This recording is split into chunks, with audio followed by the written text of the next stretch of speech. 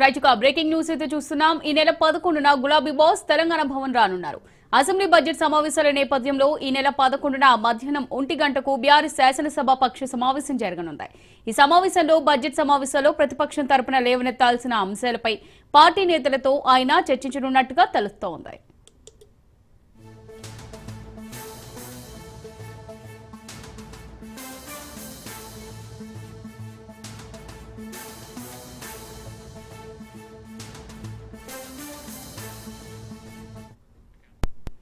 Right ఈ నెల 11న గులాబీ బాస్ తెలంగాణ భవన్ కి రానున్నారు. అసెంబ్లీ బడ్జెట్ సమావేశాల నేపథ్యంలో ఈ నెల 11న మధ్యాహ్నం 1 గంటకు బీఆర్ఎస్ శాసనసభ పక్ష సమావేశం జరగనుంది.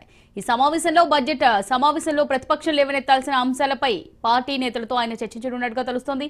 దీనికి సంబంధించి మరిన్ని డీటెయిల్స్ మా రిపోర్టర్ సైదులు లైవ్ ద్వారా అందిస్తారు. సైదులు.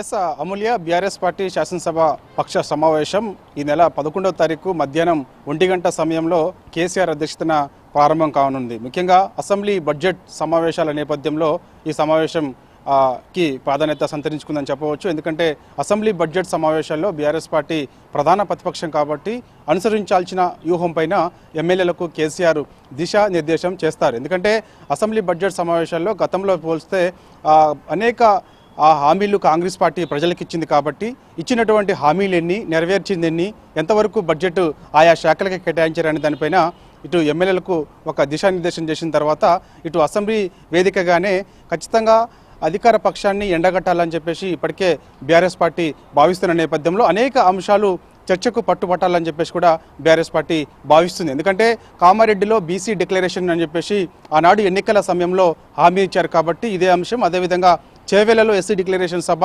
నిరుద్యోగులకు ఇచ్చినటువంటి హామీలు, మహిళలకు ఇచ్చినటువంటి హామీలు, సో ఓవరాల్గా మొత్తం 420 హామీలు కానీ 6 గ్యారెంటీలు కాంగ్రెస్ పార్టీ ఎన్నికల సమయంలో ఇచ్చింది కాబట్టి వీటన్నిటిని కూడా అమలవుతున్నాయా లేదా, ఎంతవరకు అమలవుతున్నాయా అనే దానిపైన ఖచ్చితంగా అసెంబ్లీ సాక్షిగా ప్రభుత్వాన్ని ఇరకాటంలో పెట్టడము, అధికార పక్షాన్ని ఎండగట్టాలని చెప్పేసి బీఆర్ఎస్ పార్టీ భావిస్తున్న నేపథ్యంలో ఇక ఈ నెల 12 నుంచి జరగబోయే అసెంబ్లీ బడ్జెట్ సమావేశాల్లో బీఆర్ఎస్ పార్టీ ఎమ్మెల్యేలు, ఎమ్మెల్సీలు అనుసరించాల్సిన వ్యూహం ఏంటి అనే దానిపైన కేసీఆర్ అధ్యక్షతన ఈ నెల 11వ తారీఖు మధ్యాహ్నం 1 గంట సమయంలో తెలంగాణ భవన్లో ఒక కీలకమైన బీఆర్ఎస్ పార్టీ శాసనసభ పక్ష సమావేశం స్టార్ట్ కానుంది.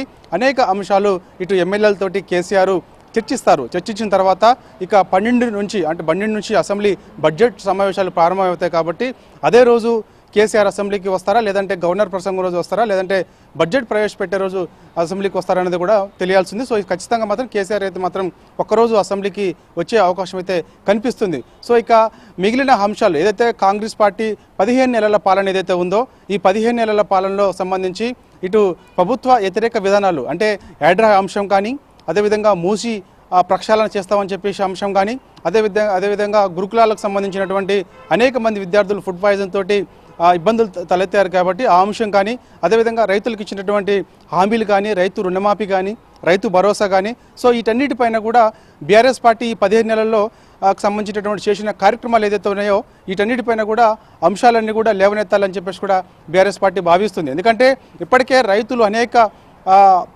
ఇబ్బందులతోటి రాష్ట్రంలో ఆత్మహత్యలు చేసుకున్నారని చెప్పేసి దానికి సంబంధించి ఒక కమిటీ కూడా మాజీ మంత్రి నిరంజన్ రెడ్డి ఆధ్వర్యంలో ఏర్పాటు చేశారు. ఆ కమిటీ రాష్ట్ర వ్యాప్త పర్యటన చేసిన తర్వాత ఒక నివేదిక సిద్ధం చేసింది కాబట్టి సో ఆ అంశాలన్నీ కూడా కేసీఆర్ ఈ నెల 11 ఎమ్మెల్యేలతో చర్చించిన తర్వాత ఈ అంశాలన్నింటినీ కూడా ఖచ్చితంగా అసెంబ్లీలో ప్రస్తావనకు తీసుకురావాలి, చర్చకు పట్టుబట్టాలని చెప్పేసి కూడా బీఆర్ఎస్ పార్టీ అయితే భావిస్తుంది. ఇక దాంతోపాటుగా ఈసారి అసెంబ్లీ బడ్జెట్ ఎన్ని కోట్ల వరకు కేటాయించే అవకాశం ఉంది, ఈసారి ఏ శాఖలకు ఎంత కేటాయిస్తారన్న దానిపైన కూడా ఒక చర్చకు పట్టుబట్టాలని చెప్పేసి దానిలో భాగంగా గతంలో వచ్చినటువంటి హామీలు, గతంలో కేటాయించినటువంటి బడ్జెట్ ఎంతవరకు ఆయా శాఖలు కేటాయించారు, ఎంతవరకు ఇంప్లిమెంట్ అయ్యాయని దానిపైన కూడా ఖచ్చితంగా ప్రభుత్వాన్ని నిలదీయాలని చెప్పేసి కూడా బీఆర్ఎస్ పార్టీ అయితే భావిస్తుంది. సో దీనిలో భాగంగా ఈ నెల 11న జరగబోయేటువంటి బీఆర్ఎస్ పార్టీ శాసనసభ పక్ష సమావేశం మాత్రం చాలా కీలకంగా అయితే మారనుంది. మధ్యాహ్నం 1 గంటకు ప్రారంభమయ్యే ఈ సమావేశం అనేక అంశాలు కేసీఆర్ ఎమ్మెల్యేలతోటి, ఎమ్మెల్సీలతోటి చర్చించే అవకాశం అయితే కనిపిస్తుంది. ఖచ్చితంగా ఈ యొక్క 15 నెలల పాలన కాంగ్రెస్ కాంగ్రెస్ పార్టీ పాలన